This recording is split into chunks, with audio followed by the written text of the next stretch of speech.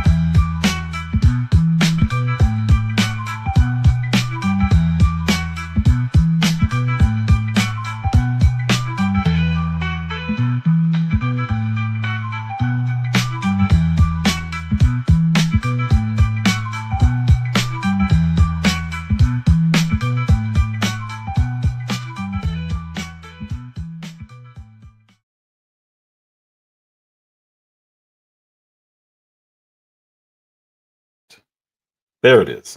Hello, I'm Mo Speaks. If you're new here, like, subscribe, share. Trying to figure out this whole vertical thing. Looks like it's working. I don't know.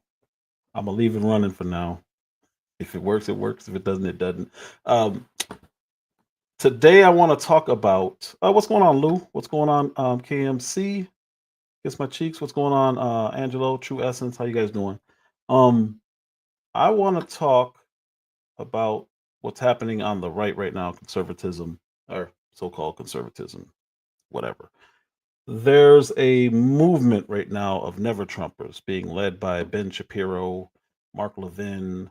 There's a whole lot of lower tier content creators, but those are the main ones, the big ones. I don't know if I would even consider Mark Levin big, but then there's Abby Stuckey. Who else is out there? Brandon Tatum. He's probably the lowest level of all. That guy is, man, I can't believe I used to watch that dude. Anyway, there's this whole group, and they are still going after Tucker Carlson, Candace Owens, um, Dave Smith. Who else are they really going after? Ian Carroll. Um, what's going on, Miss Phoenix? Maybe those are like the main ones. I'm sure I'm missing some, and I apologize if I'm missing some, but they're really going after these people because they really do not like what's going on, Monarch. They don't like that they are America first, and now apparently America first is a bad thing. So I'm gonna start off this live with a couple definitions because this is just wild. What's going on, Miss Just J? And it's like I don't see this ending anytime soon. They seem to be thinking that they're gonna just, I guess, take MAGA. There's a big fallout between Marjorie Taylor Greene and Donald Trump, and he's seemed to have lost his base and he doesn't understand why. This is the first time I've seen Donald Trump not understand where he's going wrong. This the rest of the time he's really had his somebody saying what's up to you, Lou. This is the first time I've really seen him not have a finger on the pulse because normally he does a really good job of understanding what his base wants. And really, all they want is what he said he was going to do.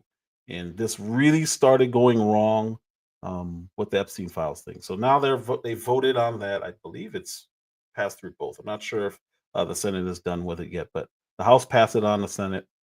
If they haven't already done it all, they'll be done with it. And once that's passed, we're going to get everything, all things Epstein Files. What really is weird is that Trump didn't understand that that's all the people wanted, and that he really damaged his, I wouldn't say credibility, but he damaged, well, it could be just credibility. He really hurt himself politically by shrugging it off like it's not a big deal because he ran on it and he's wrong. And I have no issue. People always, up until he got pushed out the first time when they stole the election.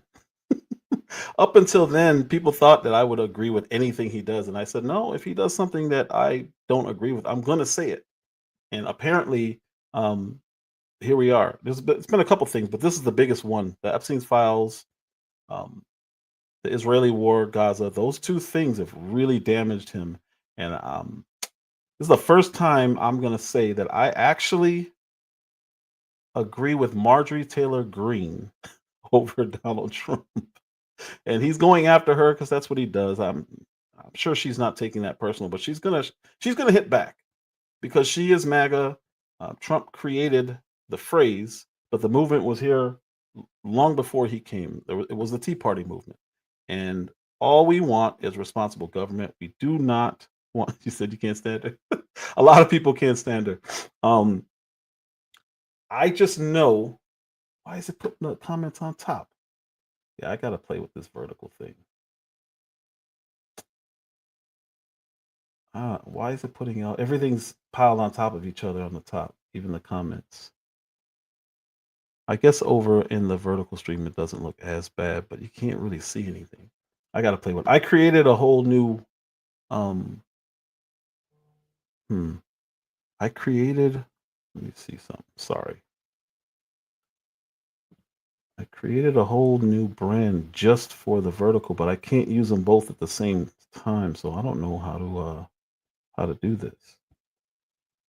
All right, like I said, I'll figure this out later. I should have just hit regular to start this live and then played with it on the side, but he's hurt himself by shrugging it off and saying Epstein, who essentially, and people are like, whoa, you ran on this. You have to put this forward. And he's done a really good job on other things. That's why I thought I don't understand the misstep. It was really strange to me that he's acting as if it's not a big deal. We know he's not in it because if he were in it, we would have been seen. They would have been leaked it because the Biden administration had this information the whole time. So there's no way they would not have leaked that on that guy because they didn't want him to be reelected. They tried to kill him. Like they literally tried to kill him. So for when people are saying, "Oh, he's in there," we would know that by now. They've been looking for everything. They looked into absolutely every nook and cranny of his life. He would have been gone, or he would have been outed in this sense. I think. Now here's my theory. There are some things that we don't need to know, and I learned this during the MLK records release. That's when I'm like, oh man, we did not need to know this. I can see a government official saying this is not worth getting out and more damage than good can come out of it. Now, I don't agree that they should do that, but I can see a justification because when I read everything on MLK, I was like, oh man, everything we thought we knew about that man is just wrong. And it really, really changed my perspective on okay, classified versus not classified, holding on to things versus not releasing them. I kind of understood more. Same thing with JFK files. I believe they should everything should be released, but I understand when they justified not releasing them, if that makes any sense. I can see them saying, man, if they know that the CIA did this, we'd have to disband the CIA, which I'm okay with. I'm great with. But then you're going to have to replace with something. And I don't know if anybody just they don't want to deal with that. They need to, but I don't know if that's one of their priorities, if they want to deal with that. MLK is the same thing. We've got in every major city, there's a boulevard, an avenue, or a street named after this man. And if people find out who he really was, it's going to be like, it's more of a shock. And I also think that for the Black community, it would be a sore subject because we pedestalized people, and we really shouldn't have. But we pedestalized people based on their accomplishments, and he accomplished a lot. We just didn't know what the motives were, and we didn't know the man behind it. So that's where I started looking at it like, okay, I'm kind of more understanding when they don't release stuff. So when Epstein thing came about, I'm like, okay, there's got to be something in there that they're worried about wreaking havoc, and I'm guessing we would lose a lot of politicians and a lot of world leaders would have to step down. Um, and I think no administration wants to be not responsible for that, but be the ones to release that information, if that makes any sense. Now they have to, and we'll see what's in there. I mean, I don't know, but it is damaging to constantly say, I'm going to do this, I'm going to do this, and you never do it. And one of the really bad things about Trump's first administration was building the wall.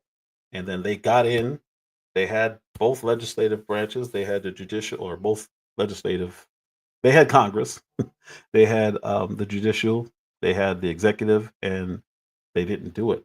Republicans blocked it. It makes no sense to me. Just like there was a House representative, I can't remember her name, but she was texting Jeffrey Epstein during a hearing, during a congressional hearing. They put up for her to be censured, and 4 or 5 Republicans said, "No, we're not going to do that." And I'm like, they should be investigated. Why would you vote no to kicking her off the Senate Intel or House Intel committee? I don't understand why you would want somebody like that who's literally she's during a testimony of, I think it was Michael Cohen. She's texting Jeffrey Epstein, and he's feeding her information and questions to ask. And 4 or 5 Republicans said, no, she doesn't need disciplinary action. I don't understand that. And this is why every time somebody accuses me, because it's an accusation now, anytime somebody accuses me of being Republican, I'm like, no, they're weak. They're weak. I don't trust them. They're no different from Democrats. Now, their platforms are, and their goals are, and how they work toward achieving goals. Those are different for sure. But the human beings, people are going to people. I don't, what's her name? KMC. Let me see. Texting. I mean, this just happened. This just happened 6 hours ago. Here we go. I'm gonna pull it up just so you guys can see. Like, there's no excuse. Actually, let me see if there's a video. Nah, we'll just look at an article. ABC News.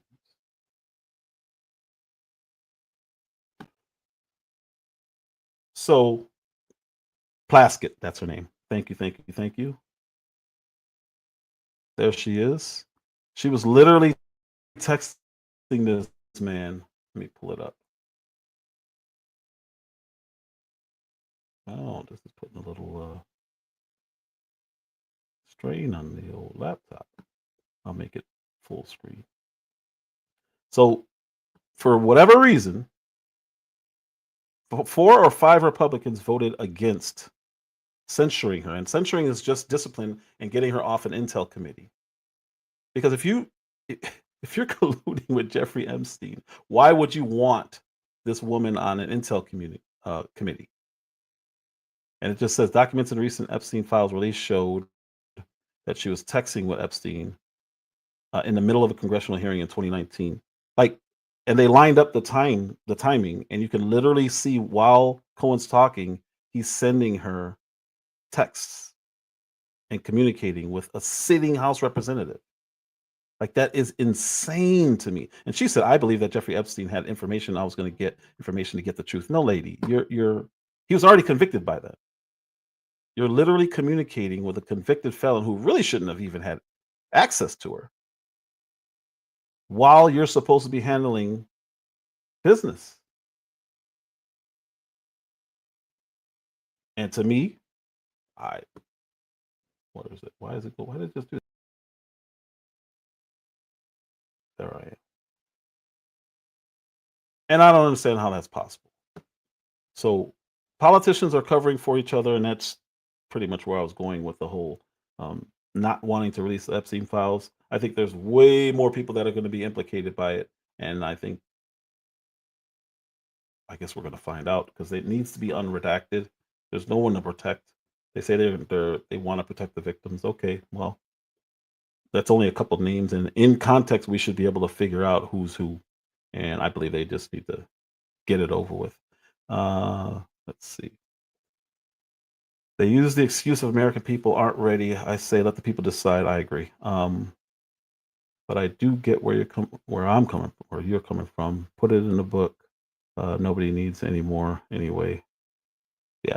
The MLK thing really changed my perspective on this, because I always have said release everything.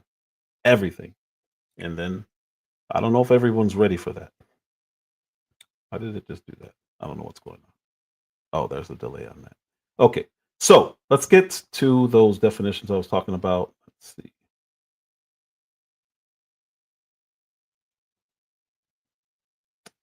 So there's a new thing going around. It's not really new, but this is what they're attacking right now.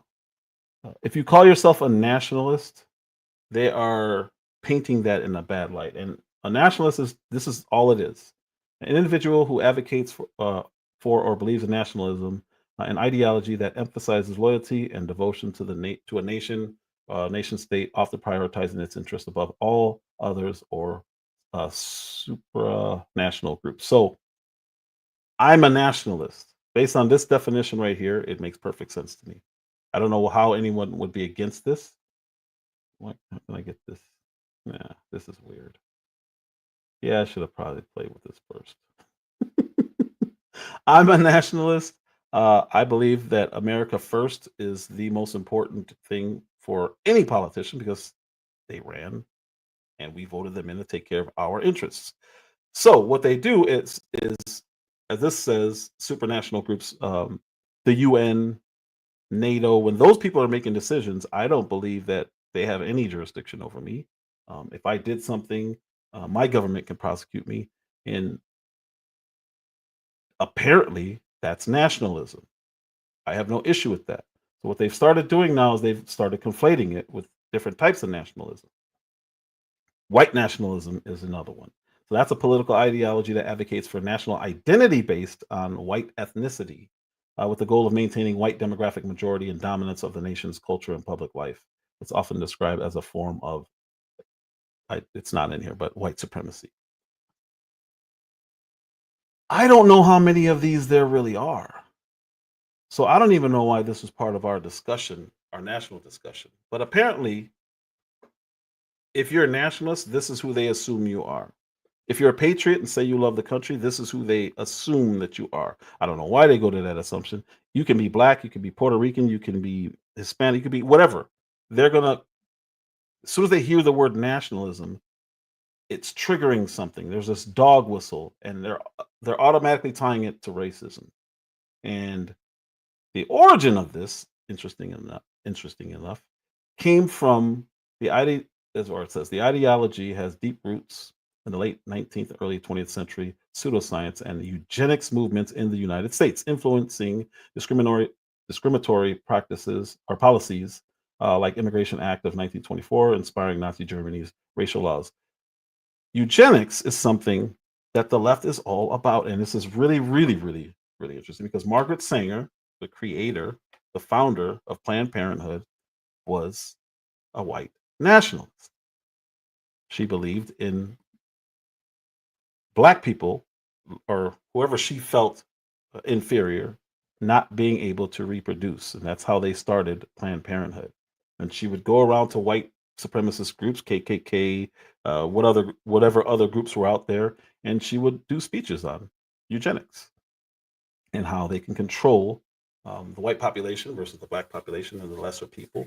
And this has been the case the whole time, and for whatever reason, we not only ignore it, but black women get abortions at a higher rate than anyone else. And they say we have more complications, pregnancy complications. Well, we're having abortions, and then if there are complications as a result of an abortion, that's counted as black women having more complications during childbirth. It's not during childbirth.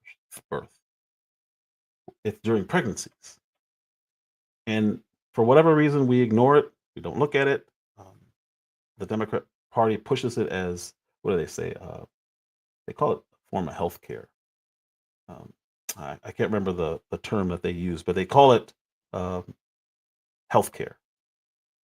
So if your employer says, no, we're not going to pay for that, if there's moral grounds, religious grounds, they will try to force your employer to pay for abortion, something that they are against. And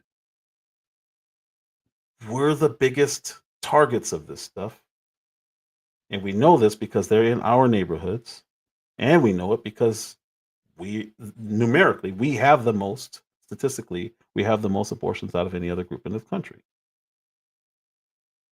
But for whatever reason, we're okay with this. So this kind of white nationalism is okay. Anyway, so another form of nationalism is Christian nationalism, and this is a political ideology that seeks to merge Christian and national identities, advocating for the government to privilege Christianity and apply Christian values to public policy. It is distinct from merely being a Christian or patriotic, and is subject to significant contemporary. I don't know what else is said under there. Doesn't really matter. This is too vague to me because if you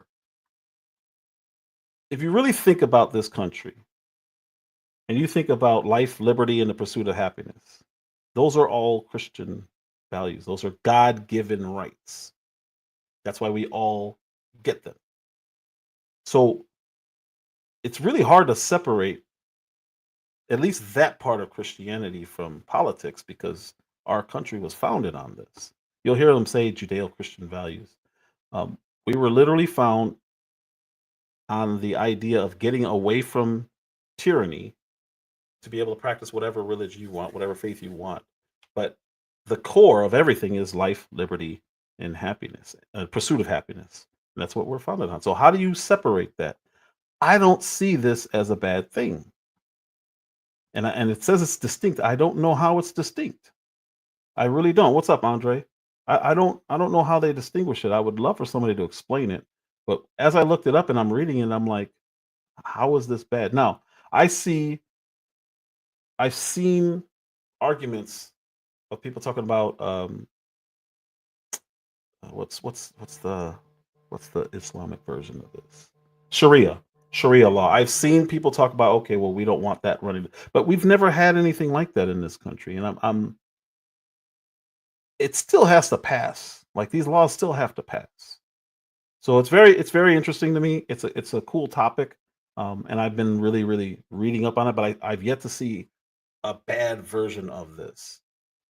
At least when it comes to Christian values, I have not seen a bad version of this because we still have constitutional rights. What we want. Whoops, let me put this down. So this is Matt Walsh, and now he's under fire because he is talking about America first. And again, for whatever reason, that has become anti-Semitic.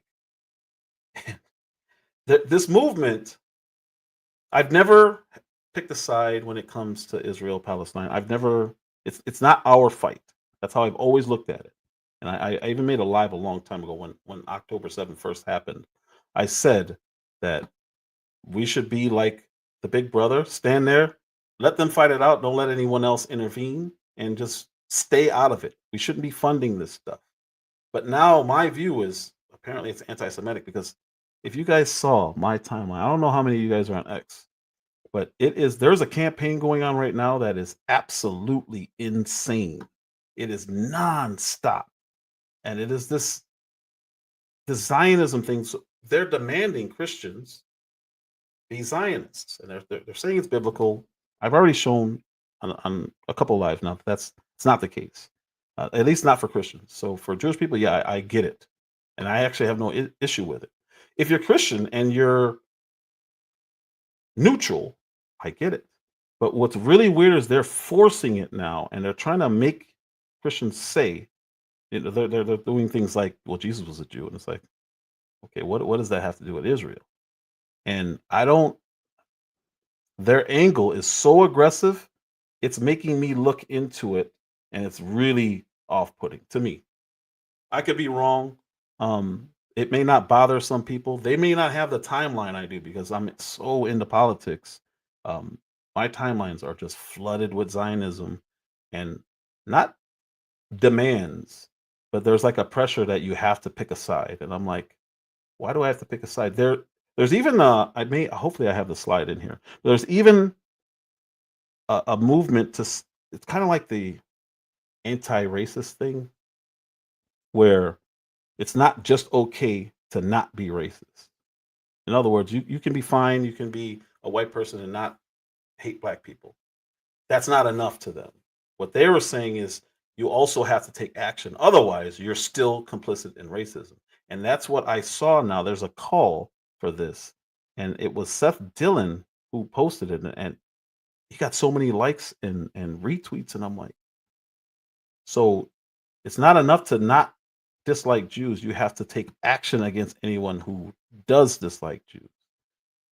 This is a liberal thing that was going on a lot during cancel culture, and unfortunately, it's now on the right, and that pressure only pushes people away. I don't know why they're doing it. I think it's a really bad strategy. I think it is a really bad strategy, but they're still moving forward with it. It's almost as if they can't help themselves because they're driving this thing, and I don't see it stopping anytime soon because they're getting more and more and more and more aggressive. Did I say what's up, Andre? What's up, Andre? is for someone to unashamedly and single-mindedly advocate for Americans and Americans only. We want someone to say, you know, the only thing I care about is helping Americans. The only people I care about in the world are Americans. And we don't want to just hear that, but we want to see the action taken as well. You know, I've seen some people on social media say, hey, it's America first, but not America only. Yeah.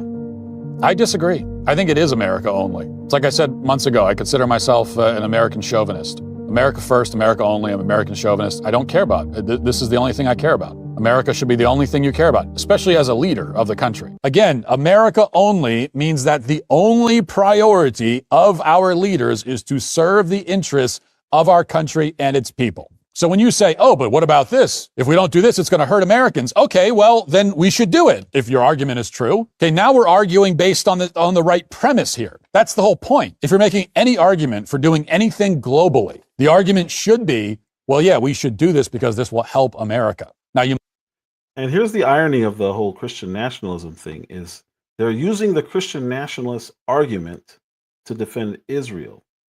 I watched Ted Cruz do it in the conversation with Tucker. He said it's biblical. Okay, I thought we were not doing that.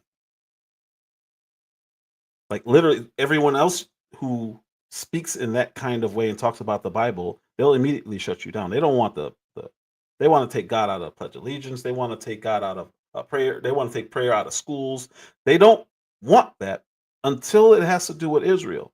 And again, I've never even had thoughts like this until recently. And I'm like, this is not, something's wrong here. This is really, really weird that they're pushing it and they're really aggressive. I mean, people are being called evil for saying, I don't think our money should go towards this war, or I disagree with this side, or I don't like people dying in this way. For whatever reason, it turns into you're evil, you're anti-Semitic. And I'm like, we don't do this. We don't do this. The right doesn't do this. It's not supposed to do it. But they're clearly doing it right now. And it's being led, oddly enough, by Ben Shapiro and Mark Levin, two people who were, I thought, were America first. But I've seen them now posting America first is Israel first. And I'm like, I don't know. You might be wrong, you might be right about that argument, but that is the argument you need to make. Making the argument that, well, we should do this because it's really important to those foreigners over there that we do it, that is the wrong argument, because that is not the point. The point is serving our own interests. If it serves our interests, we should do it. This really is not complicated. You know, I'm America only in the same sort of sense that I am my family only. My priority is my family. I will never put any other family above my own. I will help other families only to the extent that it brings no harm to my own family. And so he's being called anti-Semitic over this. What's is really interesting is that he works for Daily Wire. And this is what kind of happened to Candace Owens when she obviously went further than this because she was more direct. But what he's saying is not different than what she's saying. It's just his delivery. I think this is going to cause issues at Daily Wire. They already lost Jeremy Boring. I think this is going to cause an issue at Daily Wire. I think Ben Shapiro is going to look at this and have a problem with it because he automatically calls everyone an anti-Semite, and he's doing some stuff. I'll play it towards the end. That guy's way more shady than I ever thought he was, and I watching it now with a different perspective. I said this last week. I think I said this. Every 5 years, our perspectives changes. 10 years, it's drastically different. We learn, we evolve, we get older. Our experiences tell us differently. And I think I was talking to Lou when I said you can read or you can watch Warner Brothers cartoons. You can watch Bugs Bunny at 5 years old, and you watch it at 15. You're starting to see innuendos. At 25, you're like, whoa, they're overtly talking about sex on a cartoon for kids because we're older, we look at it differently, and we see different things that are happening. It's the same thing that's happening. We just see it different. What he's saying is going to be a problem. It may not be a problem right now, but this is going to lead to issues because he's saying, I don't want to have anything to do with this stuff. I want to take care of my home first. I've said this 1,000 times. My house, I can't help other people's kids if my kids are not in position for me to help somebody else. They have to be taken care. My home has to be. It's my duty. It is my job to take care of my home. My wife and my kids are first. So for somebody to smear me when I say I can't help the neighbor right now, well, they'll start throwing Bible verses at me, and it's like, whoa, whoa, slow down. I have to be able to take care of my family first. I'm not going to take food out of my son's mouth to give to somebody else. I can't. I have a responsibility. I cannot do that. And I would never do that. He's not going to be hungry because somebody else's kid is hungry.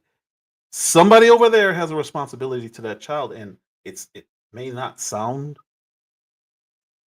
I don't know, I don't want to say politically correct. It may not sound good, but that's what it is. It may sound selfish, but it's not. It really isn't, because the self is not just me. Myself is me and everyone around me, everyone within my circle of trust and under my care or guidance or leadership, whatever you want to call it. I can't provide for somebody else before I provide for my tribe, my family. There's no way I could do it. I would not be a man if I couldn't do that. My family is the only family that I treat as my family because it is my only family. There will never be a time when the interests of another family will come before my own. If I had to choose between rescuing 1,000 strangers from a fire or just one of my children, I would choose my child without hesitation. I would not only choose my child, but I wouldn't feel bad. I would feel bad that they passed, but I would not feel bad about my decision. You could see me as a bad person because of that, or however you want to see it. I don't care. I really don't. But I would literally choose my child over 1,000 other people. You could say, "Oh, that's not good for the greater good." I'm not here for the greater good. I'm here for my family. I made this family. I'm responsible for this family. I will lead this family. I will guide this family. I will make sure that they move on.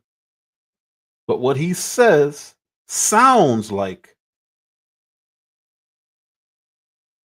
it's selfish because of the delivery. And what I'm saying may sound that way. That's fine. Okay. I don't care. But I'm not a community first person. I don't believe in it takes a village. I hear people say it. I get what they mean by it. But no, it really doesn't. Not if there's a father in the home. It takes a mother and a father. That's it. Now, once that mother and father is good, yes, get back to your community, help your community. No issues. But if you're not good, 100%, there can be no, I'm not taking 1% from my son to give to anybody else. I'm just not. I won't do it. I can't do it. It bothers me to even think about doing it.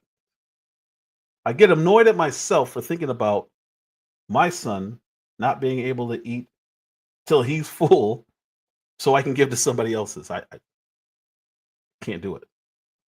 It could be 1,000,000 strangers that I could rescue, or just one of my children, and I will choose my child. And this is, sorry, I keep stopping, but this is so important. I would not send my son to war in a conflict that has nothing to do with this country. You can call him you can call him scared, you can call him a deserter, you can call him anything you want. If it has nothing to do with this country, he is not going. My son will never go to Ukraine. I don't care how long that war goes. My son will never go to Israel. I don't care how long those wars go. It's not going to happen.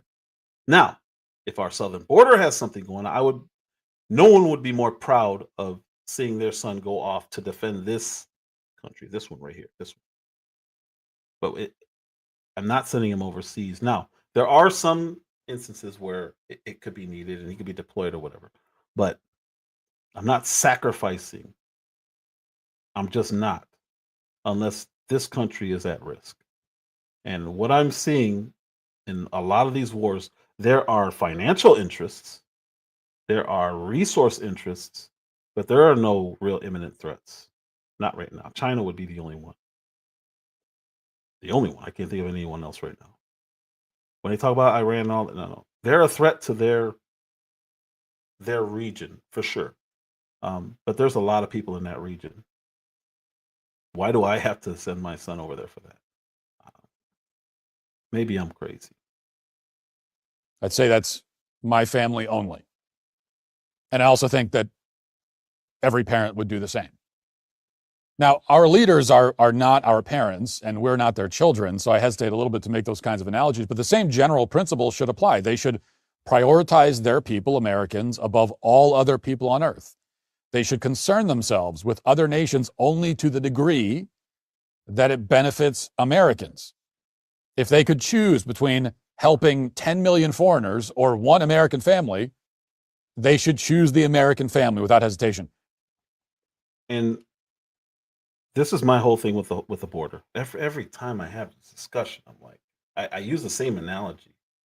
It's micro, but it can scale. If somebody breaks into my home through the back door, I'm not going to treat them the same as somebody I let in my front door. And I said this to the gentleman, I think his name was Mr. Black. He came up on my panel, and we talked about this, about immigration. And he's like, well, most of these people are good. Okay, I need to know that all of them are good. Or if they're not all good, I'm responsible for the bad one who got in, and that's on me. That's my fault. That's called security. But what I'm not going to do is ignore people going through the back door and hiding in my basement. I just can't do it, because now everyone's at risk. And it's my responsibility to protect my home. So it is the government's responsibility to protect the people who voted them in. So when they ignored the border, I was all over. You guys see, I've made so many lives and so many videos on that topic because it's just that important. And it's going back to what he's talking about right here. It's the same thing. If they could help 10 million foreigners, but it would harm one American family, then they should not help those 10 million foreigners. I keep pausing it. I'm sorry. But everything he's saying is so important. This is why I said an illegal alien breaking a law is worse than a citizen breaking a law, even if it's the exact same law. Why? I know who the citizen is. So if he's jaywalking and causes an accident because people are swerving around, what's going on, bad guy? If he's jaywalking and causes cars to swerve around, we can hold him responsible. You can't do that with an illegal alien because you don't know who they are. You don't know who any of them are. As far as you know, they're ghosts. They weren't here yesterday. They're not going to be here tomorrow. As soon as they leave that scene, what do? So even all the way down to jaywalking, it is worse for an illegal alien to do it than it is for a United States citizen to do it. That's what he's saying here. Essentially, is what he's saying. And not only do we allow that to happen, but then we give them privileges. We allow them to drive, and you see what just happened. California had to revoke 15,000 or 17,000 driver's licenses because there was another accident where American citizens were killed in an accident from a foreign national driving in our country, and they had a license, a driver's license. I think they made. I don't know I don't know if the law is federal, but it makes perfect sense. You should have to be able to speak English to have a license. How do you read the signs? You just going by the colors? I don't understand. I don't understand. But they're now revoking license nationwide. California finally gave in, and like I said, 14 or 17,000 illegal aliens were just driving around that state, putting everyone at risk. So it's a law. Is it federal? I don't know. It can't be federal. It should be federal.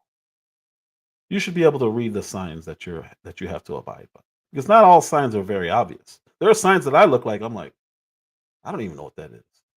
I was in Chicago last weekend, and before I parked, I had to stop and read the signs. Like, what is this? I didn't know what it said. So how would somebody who doesn't even speak the language know? If I don't even know, and I can see really well and I can read really well, and I still had to look at the signs to determine if I could park there.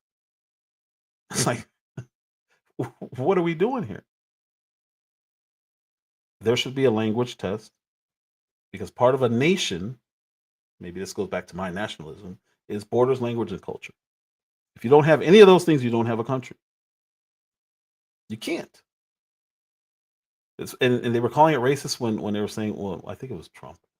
Every candidate on the right was saying they wouldn't make English the official language or whatever, but it should have been anyway. Why wasn't it? Because you can't make laws like that, like the driver's license thing, unless you have a official language of the country. They don't have a license for citizenship, and always get out of it. Not only that, there are states like Arizona,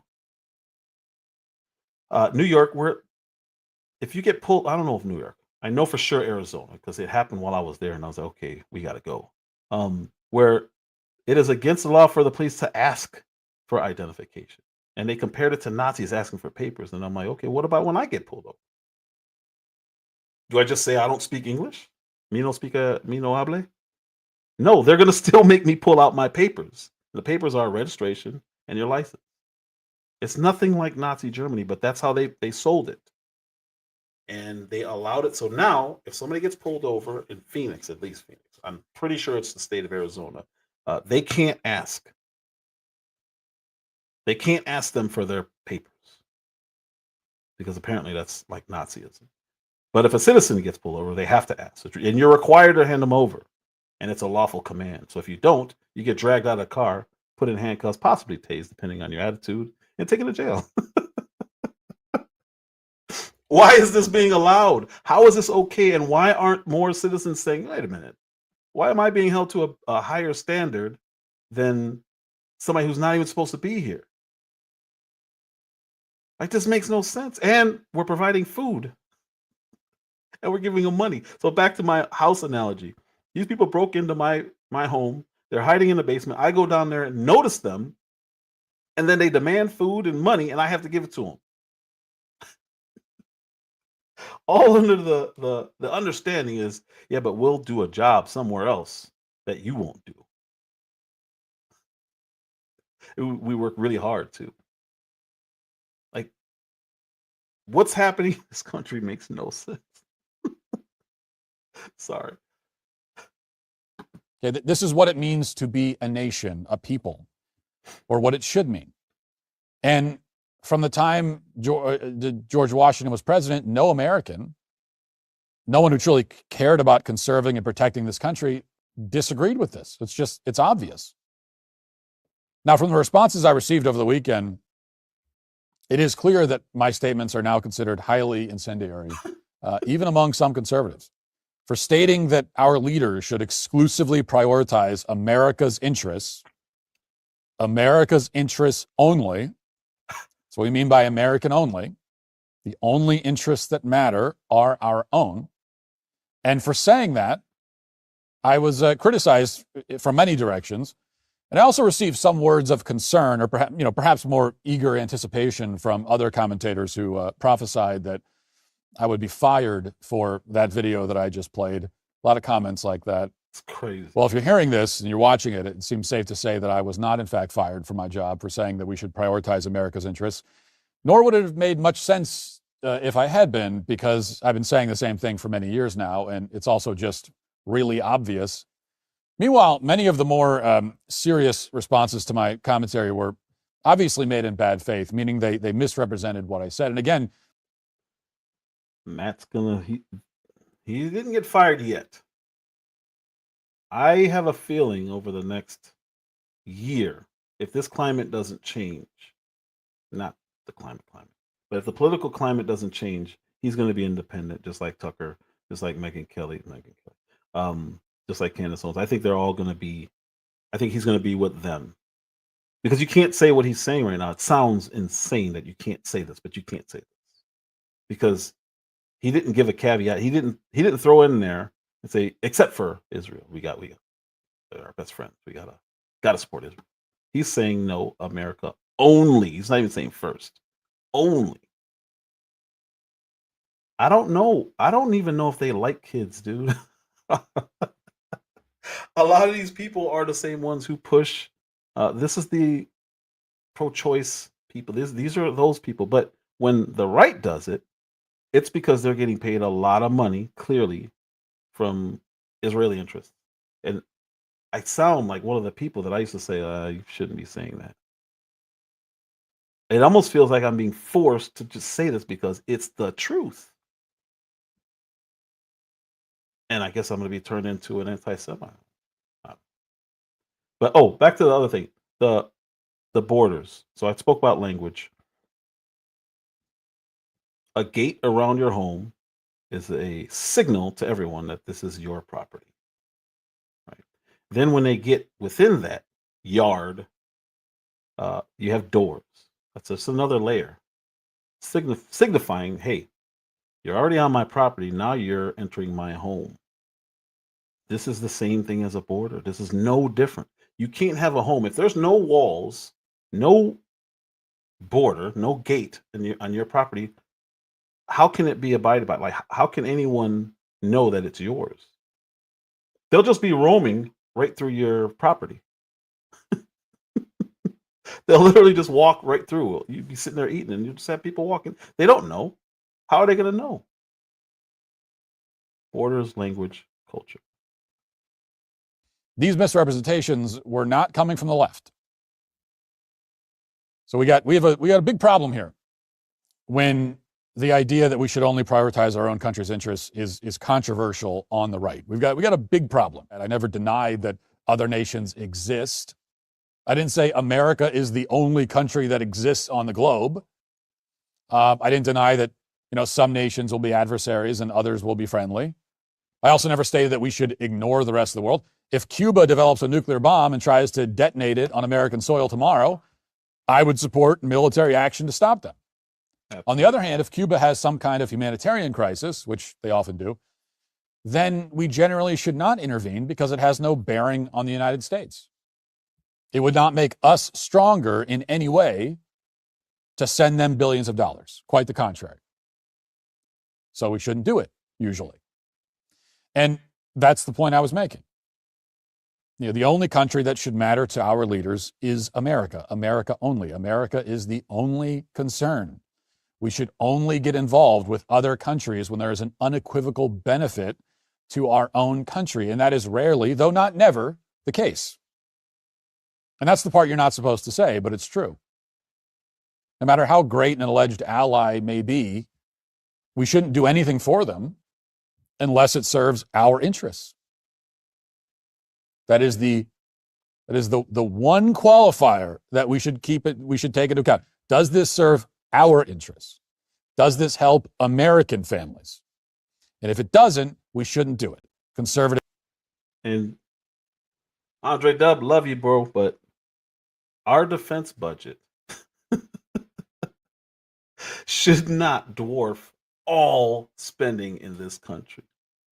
I know that's his line of work. I get it. I would never want to take food out of his mouth, but we are $37 trillion in debt, and it's because we're worried about everything else.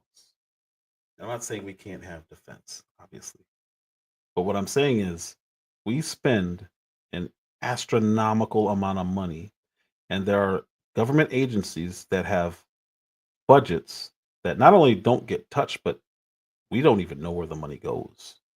I want to say it's the Pentagon. They failed 6 straight audits, I believe. I don't know how many audits they failed, but they just check to see where the money's going, and they have no idea. They haven't been able to balance a very basic checkbook at the Pentagon. And I don't understand how that's possible. And there's never any consequence to these failures that in the private sector you'd get terminated for, you get fired immediately for. There's never anything. There's never any repercussions for these failures.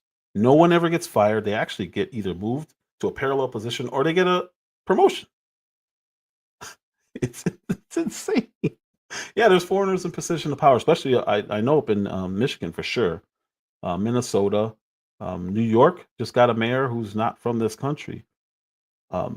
That's their state can choose to do those things if they want. Whatever.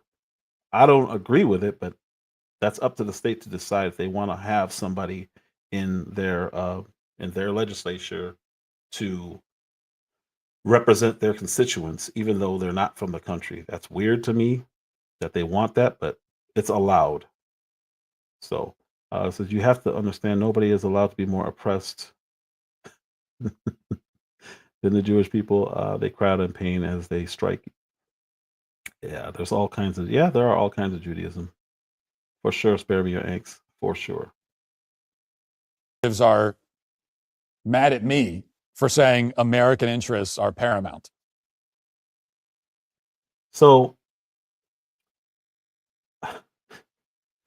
again, this lady, I don't know. I don't know who she is. Insurrection Barbie. I followed her, so she must have said something that I liked at some point on X. But right here it says we want MAGA, not America first. I don't know what that is because MAGA is America first. That's what it is. So I don't know who she is. Now I started trolling her because that's absurd. Like I can't even believe anyone would say that. But in response, what's going on, Dantana? In response to he said the food stamp frenzy is over. That's funny. But it says, well, Trump said Tucker should interview whoever he wants because they asked him about the Nick Fuentes interview. He said, let the people decide. I'm not controversial. We decided. And they're saying, this lady's saying, we want MAGA, not America first. I don't know what that means. I really genuinely don't know what that means.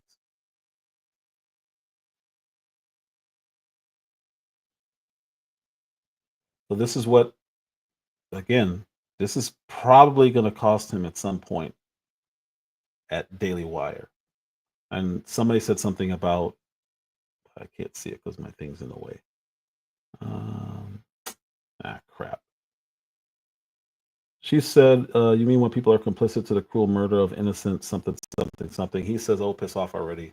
I'm talking about an issue in America and all you can think about is Israel. It's pathetic. You aren't America first, you're Israel first. Just from a different direction. That now, and this was in September. Now, that's controversial to say. Be careful, Matt. Mark Levin, who I know, well, he's obviously a lunatic, but he's a person. So I wanted to go back over this because last week I went over Ben Shapiro talking about Candace Owens. I went over Nick Fuentes and Tucker Carlson. Now I want to cover what Tucker said about Ben Shapiro because Ben Shapiro has ramped up the attacks on Tucker. He's not referring to him as evil. It's really, really weird. So I want to play this, and this is interesting because Tucker is, in my opinion, way more reasonable, but he's truly America first. And I didn't want to fight. Well, yeah, obviously is, but I didn't want to fight with him at all. And I said to both of them, I called him the day after or 2 days after Charlie was killed from my backyard because I was really thinking about it and praying about it. And I was like, we agree on a lot, actually. And I'm not that interested in the topic of Israel. I'd be so glad never to hear the name again. I mean, I would be so glad. I would never mention it again.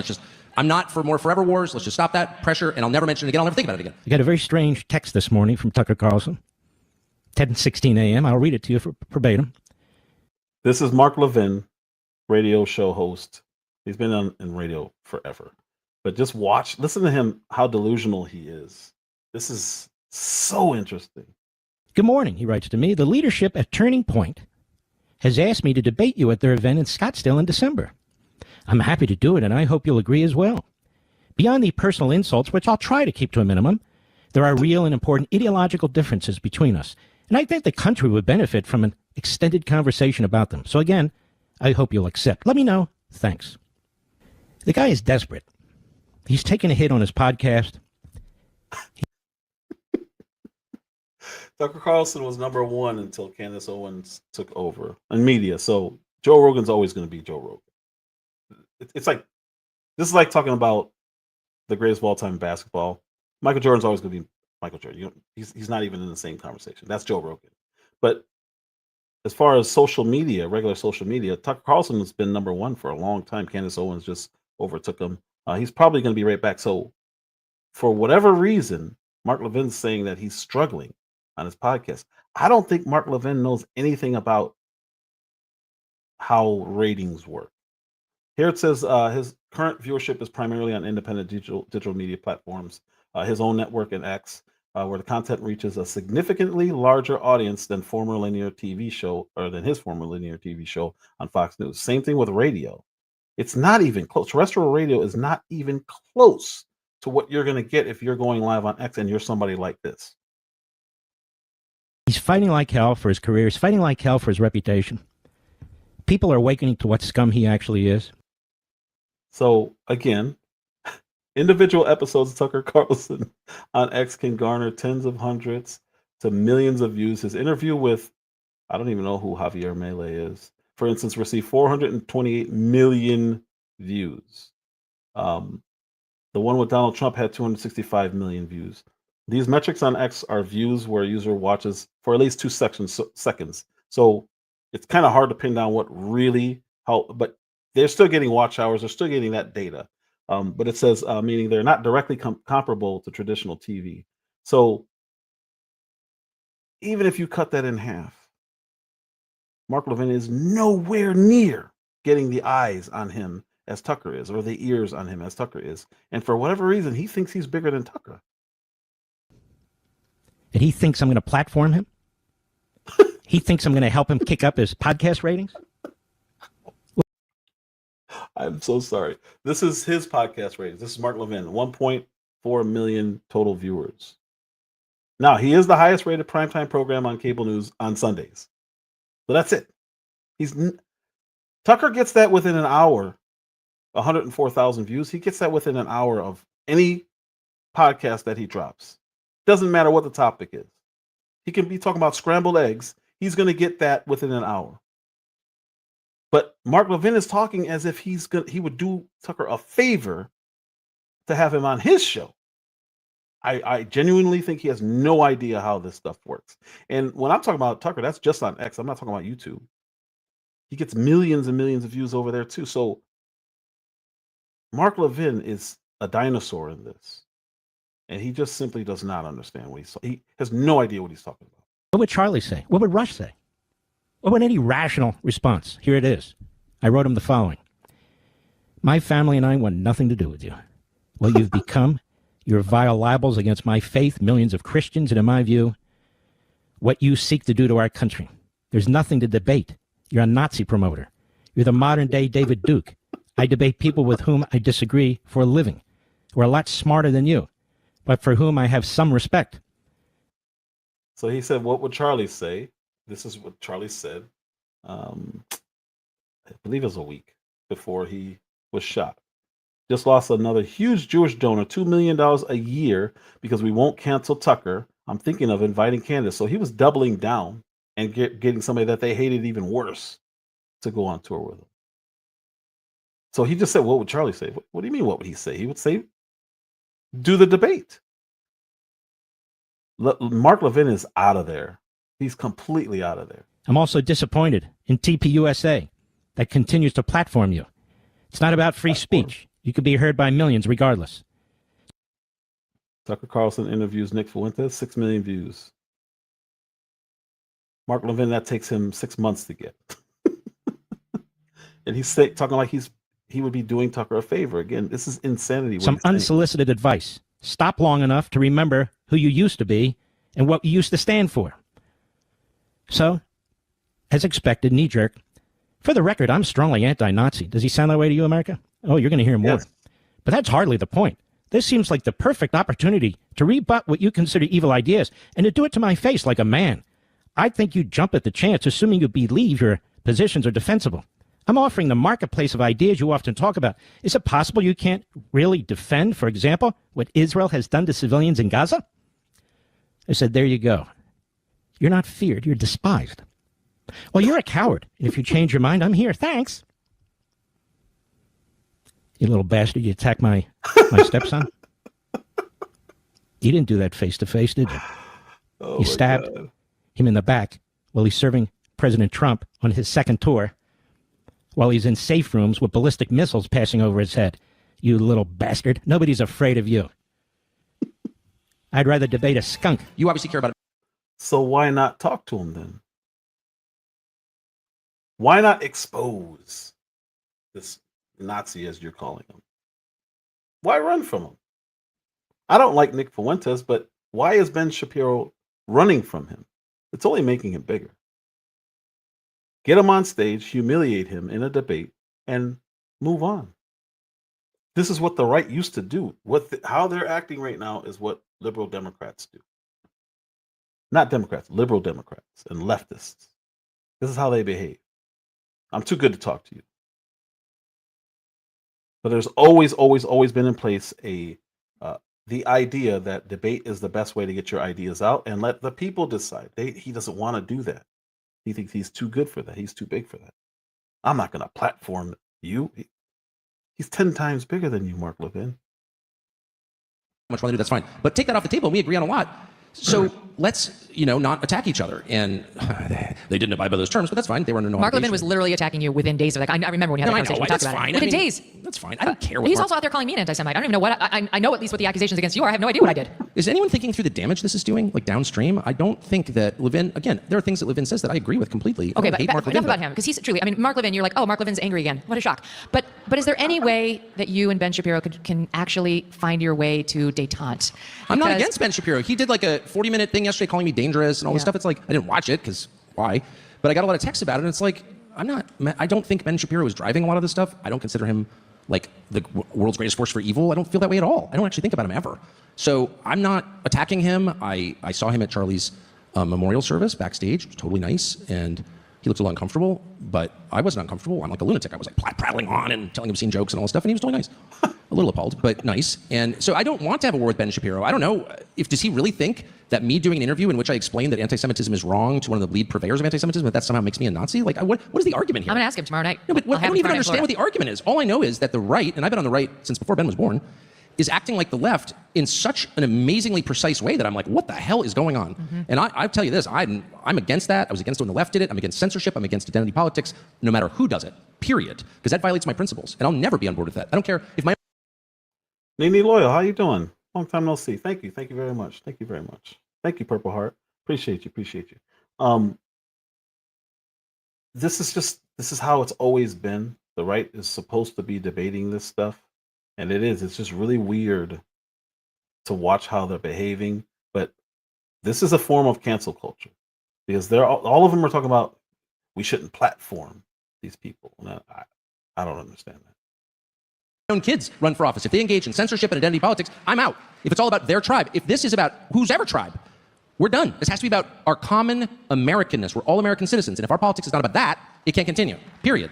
And this is not coming from a place of animus for Tucker on a personal level. I've known Tucker for a very long time. Tucker and I, whenever we're in personal situations, we get along great. I think I saw that Tucker talked about how we were at Charlie's memorial in the vice president's box together, and he's correct. I mean, we saw each other, we said hello, we talked, it was very friendly, and all of that. And it's also true that a couple of days after Charlie's murder, he reached out and he called me and he said, listen, I know that we're at odds, and we've been at odds for a number of reasons, mainly political. I mean, again, on a personal level, I go fishing with Tucker anytime. The real question is, for me, I got into this business because I care about the ideas and I care about the ideals.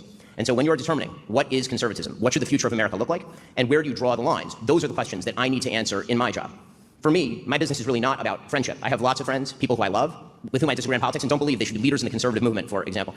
And that to me is the real question. In any case, Tucker reached out. He said, we've had a bunch of disagreements, and what if we could put those aside and align toward the DSA in particular, is what he mentioned. And I said, Tucker, you're totally right. Let's do that. That would be great.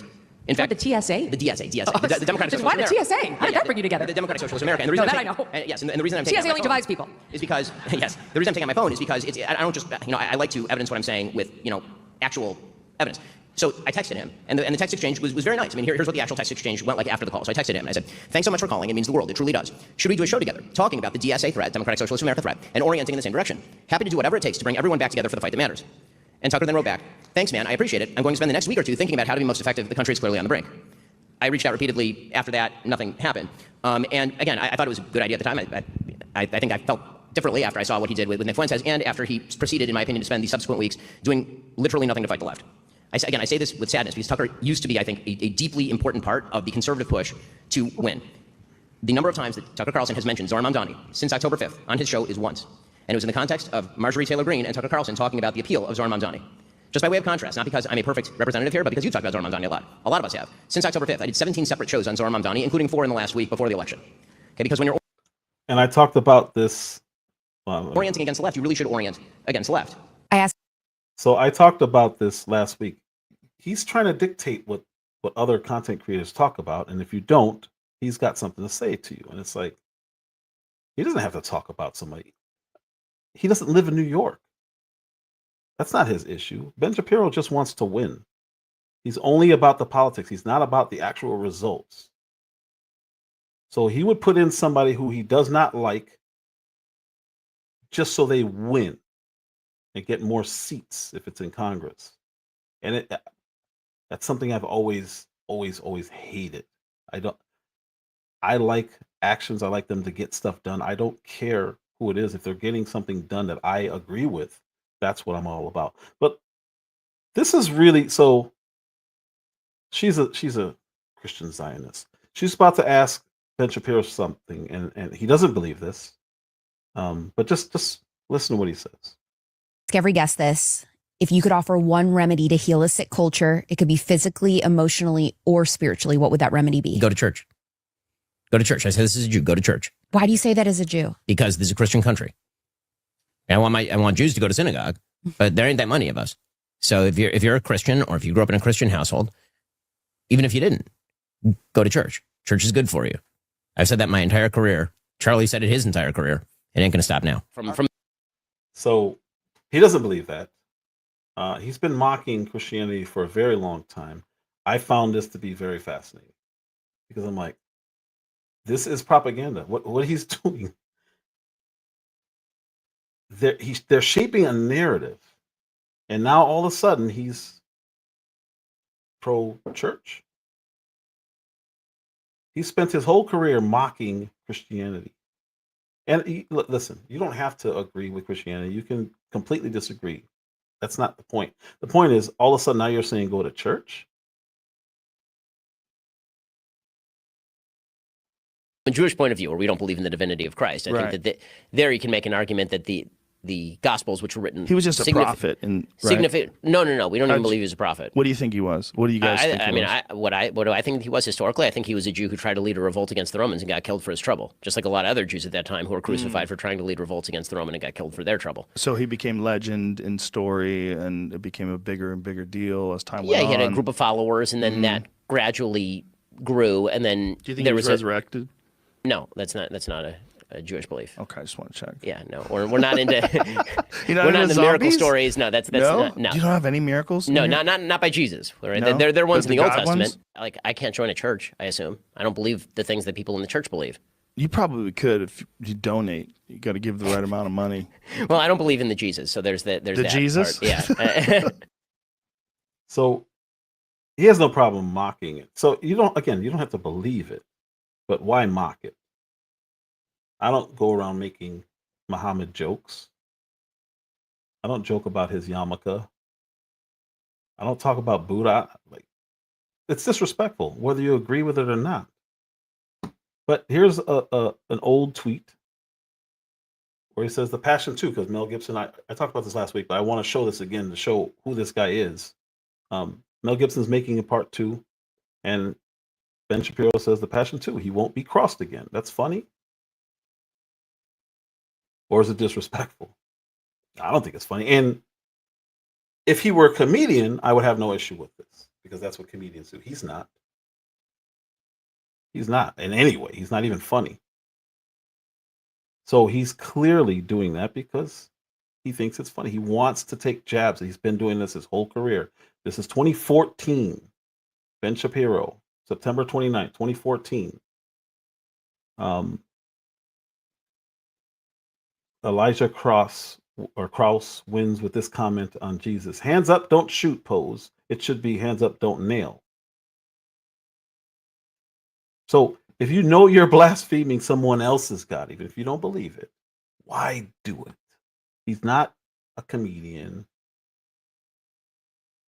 This isn't Joe Rogan. This isn't, Tim Dillon. This isn't a comedian. He knows what he's doing. Now, all of a sudden, he's telling people it's a good thing. Go to church. While you mock who we say is God. Hands up, don't nail. Really? That's funny. Ben Shapiro, the guy with no sense of humor. I guess that's funny to him. If you're a young person and you can't afford to live here, then maybe you should not live here. I mean, that is a real thing.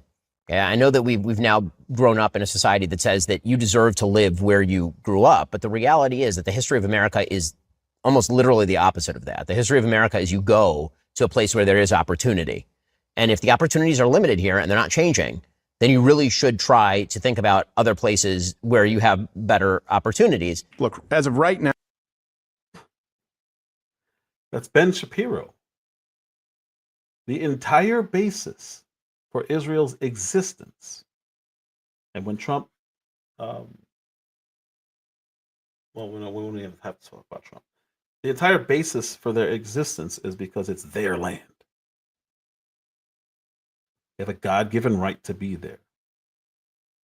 But in this country, he's talking to people in this country, he doesn't think you have a right to be in your homeland, but his people have a right to be in theirs. Now, if I made a joke or I said anything like that about his faith and said, well, hey, if those people can't afford to be there without America, maybe they should find somewhere else that they can afford to be and be safer. That's anti-Semitic. But he could say that about American citizens and people who live here. If you're a young person and you can't afford to live here, then maybe you should not live here. I mean, that is a real thing. Yeah, I know that we've now grown up in a society that says that you deserve to live where you grew up, but the reality. So if I said, if you're a Jewish person and you can't afford, or it's not safe enough for you to live in Israel, then maybe you should consider moving. I know it's, normal for people to say because you were born there, you should stay there. You see how this is a horrible thing to say? You can literally put this on him specifically. I'm not talking about, and I'm not even really saying this stuff as though I mean it. I'm making his point. His entire career has been talking about the right of Israel to not only exist, but to be where they are and their holy lands and all this. And here he is talking about American citizens not having the right to stay in your own city where you grew up. The reality is that the history of America is almost literally the opposite of that. The history of America is you go to a place where there is opportunity. And if the opportunities are limited here and they're not changing, then you really should try to think about other places where you have better opportunities. Look, it's been thousands of years, Ben. The opportunity seems to not really be there for your people to stay at home. And again, this is not my view. I'm making his point against him to make the point that it's a horrible thing to say. And it's callous. And he's going to say it on the grounds of capitalism. Yeah, well, you shouldn't be there. Okay, well, we can say the same thing. Why are we funding and why are we sending money to your country? Because you clearly are not America first. Why are we sending money to your country so they can exist? And why do you appeal to us? Every time something happens, you appeal to us as this is why we're required to help them biblically. Then we go to nationalism all of a sudden. He doesn't believe any of this stuff unless it applies to him.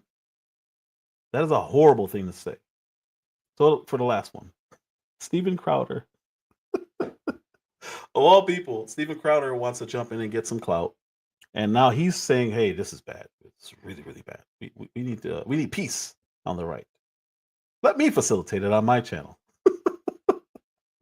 This is the same guy who talks and he calls Candace Owens an opportunist so she does stuff for clicks and views. Listen to how he talks about the popularity of what's going on right now. as of right now, this moment, I believe still, Ben Shapiro, Mark Levin, Tucker Carlson, Candace Owens are all trending.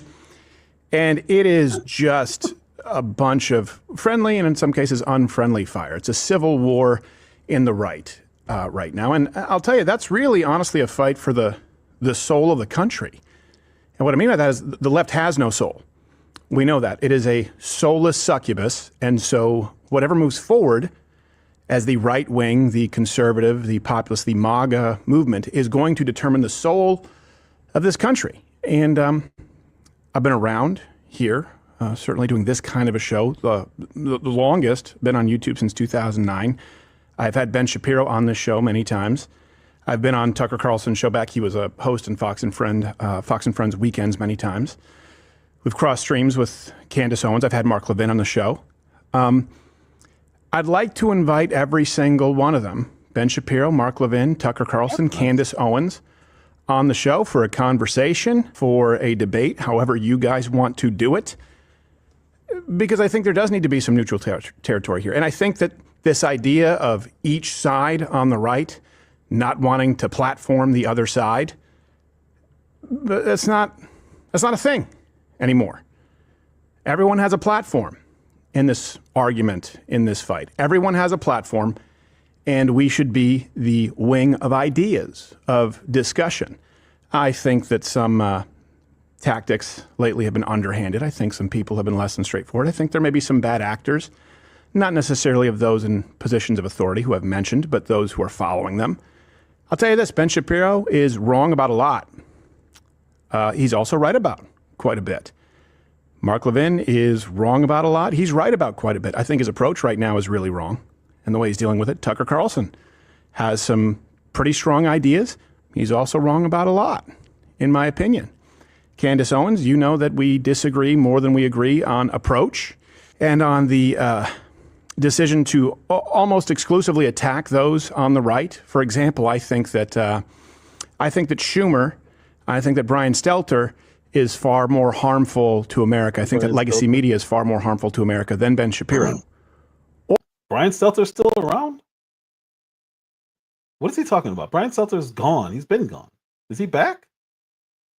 Is he back to being a threat to democracy? What is he back? Or Tucker Carlson. Could say the same for Mark Levin and Candace Owens. So I don't know why all of these attacks are just going to each other. Not a big fan of it. Don't like it. There's no middle ground here right now. Either Erica Kirk is evil and was in on it, or Candace Owens is an evil cunt. So Candace Owens is an evil C-U-N-T. But since you're trending, come to my show. We got to talk these things out, guys, while he's insulting people. The very people that he wants to invite on his show, because now she's number one. Well, that'll do numbers. Candace, come on, let's talk. Come on, we gotta stop this. You miserable, evil C-U-N-T. This dude is unbelievable. He's such a clown. I hope I'm being really clear about that. I'll even moderate this if people want to sit down and talk across. I hate to say across the aisle. We're supposed to be in the same aisle. But we need to hash this out. We need to determine the soul of this country and the future. And I don't think it's in a great place right now. I really don't. I've been around long enough to see the momentum, to see the gains, to see the shift in young Gen Z male voters. And I think if we don't get a handle on this and look, I don't believe in finding common ground based on a lie. That's why I don't try to find common ground with those on the left right now. Certainly not those in positions of leadership of the Democrat Party. Guarantee you I can find common ground with any of the aforementioned people who is trending. Of course, because they're trending. But I would love to ask him, what does he think it is? Because to me, it's pretty clear. Especially now that the Epstein files are about to be released, and we won't have to worry about that anymore. It's clearly this movement, this campaign of Zionism. Clearly what it is. Promoting another country in this country is a problem, and people are feeling that. I forget what the numbers are, but it's like well over half of, I think it's even in Israel, they're having the same debate. But in this country, it's like well over half of MAGA is like, we shouldn't be doing this. Now, mind you, I'm in that movement. I was okay with this before, but I was not in it like this. Now they're trying to force it on me, and I'm like, I don't care. Well, if you don't care, you're anti-Semitic, and you're in on it. You're complicit. But here he is. Well, since you guys are trending, we might as well talk it out, guys. This is really, really good. Really, really bad. We don't want this to happen. He's such a clown. I really used to like this guy too. That's what makes it so funny. Just looking at him now, like, wow, you've been a clown this whole time. This whole time. Ben Shapiro was supposed to be on the show actually not that long ago. Ben, haven't heard back. We've obviously reached out to Tucker a few times. He was supposed to be on the show. Tucker, haven't heard back. We are glad to host you guys. And if it's a conversation about ideas, if there are problems that need to be fixed, that need to be pruned in this movement, well, let's fix them. Let's talk about them. Yeah. Tell him, Stephen. You guys are trending. I need you on my show. Come to my platform. Oh, that guy. He's still insulting Candace Owens while inviting her on his show. She must have said no. Actually, the other day she did mention him, and she's like, I never liked him. So now he's back to insulting her. That's all I really have. If anyone, let's see, let me drop a link. If anyone wants to come up, that guy is unbelievable. He's unbelievable. And what's funny is at least he says it. At least he said it. You guys are trending. Let's work it out. Come on. Come to my show. I don't have the biggest platform, but I've been here longer than all you guys, so I think you should be on my show. Dude. I can get this off now. I was looking for something specific. I'll give you guys a second if anybody wants to. If not, we're good. I'm done. I'm gonna go back to watching. I gotta catch up. I really gotta catch up on some stuff. Oh, this is interesting. I don't know if you guys saw the security guard for Charlie Kirk did an interview. Fascinating interview.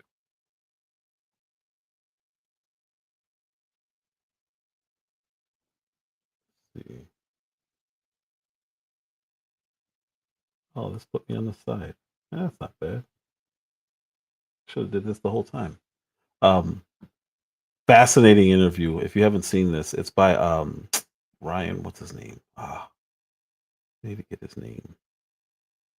But I don't think he's released the whole thing yet. But here you'll see all the Candace Owens slander. What's really funny is that interview. I'm going to go over this interview for sure. I'm just waiting for the whole thing to come out. He's asking a lot of the questions she asked, but they're acting as if he debunked some things that she said. And I'm like, all right. But look at him. Just every post on my timeline, it's either Nick Fuentes, or they're bashing Candace Owens, or they're bashing Tucker Carlson. Of course, they're bashing Nick Fuentes, and he's earned that. These people are unbelievable. Anyway, so it doesn't look like anyone's coming up. I appreciate everybody. Thank you all so much. Look at this. This is incredible. Oh, I got to see that one too. But it's incredible how much they're just bashing. It's wild to watch, and how they're using Charlie Kirk is just horrible.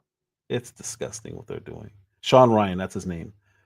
His interview should be coming out. I don't know when it's going to be released, but he did an interview with Charlie Kirk's head of security, and by the end of that video, there's more questions now than there were before.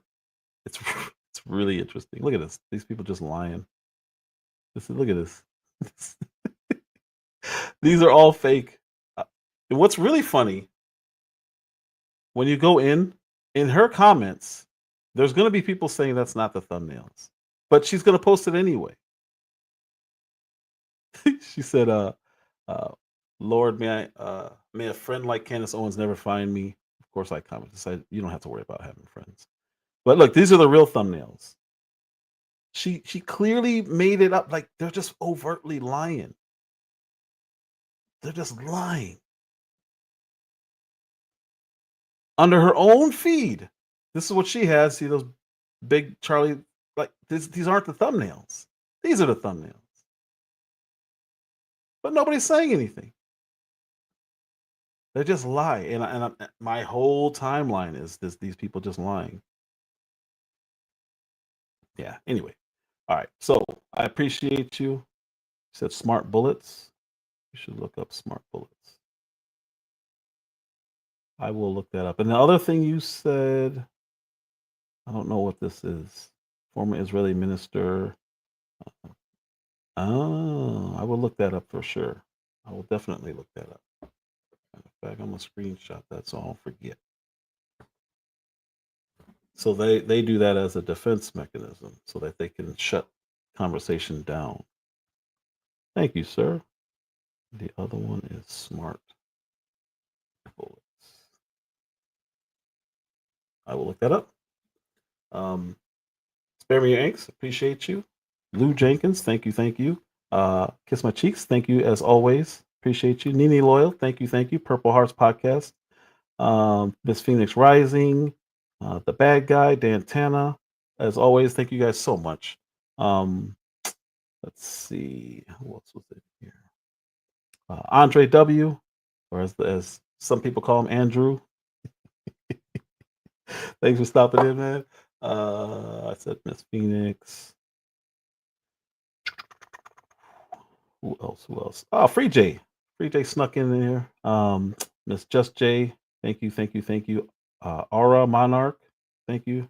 You too, sir. Appreciate you, man. True Essence. Thank you, Angelo. Appreciate you, man. Thank you guys all for coming. I genuinely do. I'm gonna be going through my timeline after I log out of here because I got a whole bunch of stuff to look at that I wanted to look at that I didn't have time to before I came up here. So let me pull that down. With that said, I'm gonna figure out this whole banner thing, or not banner, but this whole brand. I don't know why I can't, because I created a whole brand, and for some reason I can't pull it up. It's weird. So since YouTube or since StreamYard allow you to post both, it's not letting me use both brands. And when I say brand, I mean I have stuff that'll fit specifically in the vertical window and stuff that'll fit specifically in landscape. I did all that work, but I can't use it. Anyway, with that said, I appreciate you all. Thank you so much. Number 3, I'm out.